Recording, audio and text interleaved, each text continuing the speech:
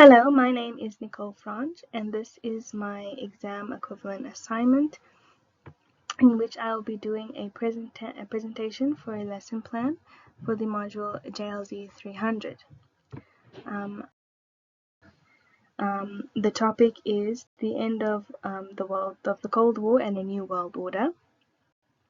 This is topic 3 of the paper 2 essay topic. This topic focuses on analyzing complex geopolitical events through using proper critical skepticism and contextual skills. In saying this, however, JLZ 300 as a module has taught me to focus on instructional communication and how promoting diversity within my classroom management will allow for a more quality education to be provided to my classroom. Therefore, my main aim with this lesson plan and with all my lesson plans is to portray the correct communication skills.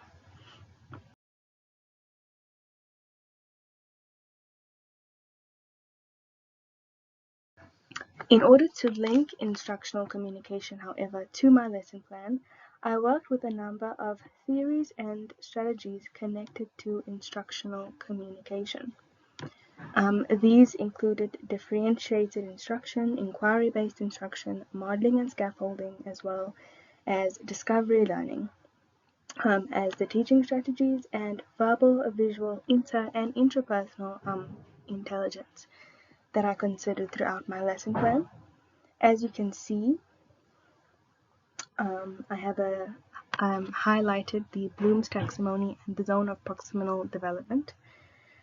This is because the end of the Cold War and a new world order is the last topic to be covered in grade 12, and there are just some, prerequisites needed for their understanding. This would be things like knowing what the Cold War is, what is communism, what is capitalism, what happened in World War I, what happened in World War II. They need to know all of that information before they can get here, and considering that this is the last one, I also want to be able to test their critical thinking skills and test what they learned throughout their whole school career up until this point. And that's why I want to give them a certain level of independence through their self-directed study, because I want to be able to test what they know purely just based on what they read in the textbook, and also basing that on everything that they've learned that year and every other year prior to that in their history studies. A big part of my lesson is also using the classroom as a social space, and in terms of the linkage between my lesson plan and the classroom as a social space, I will conduct a small discussion in my classroom by asking a question. This question will be asked as a homework activity prior to the beginning of the topic, in which I will ask them to go home and ask their parents or their grandparents or anybody in their life that experienced firsthand the 27th of April 1994. I want them to ask that question and just write down a short little note that they'll be able to present to the class on the next lesson when we will start this topic. In order to do this, and in order to link this to the classroom as a social space, I will allow learners of all backgrounds to provide their perspective in order to relate this topic to their lives. This is and can be a very controversial topic amongst learners, especially here in South Africa, but there is nuance in them being able to see how wars or periods of violence in countries end and what happens after the world and after the world wars or after the periods of violence. I will allow also for a small amount of mediated and controlled debate and questioning, where we will be able to discuss the different answers that lay on the spectrum.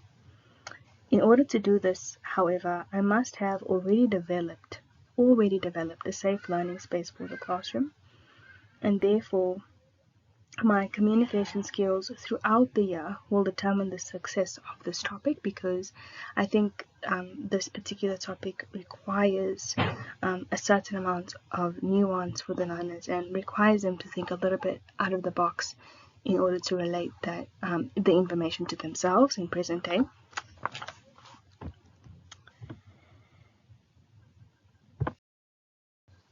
In conclusion, my classroom space and management will have to be correct in order for me to properly deliver this topic, in order for my class to be successful in their assessment outcomes. As you can see, I highlighted and placed focus on the certain aspects such as clarity, conciseness, listening, empathy, and correct feedback, as well as nonverbal communication skills.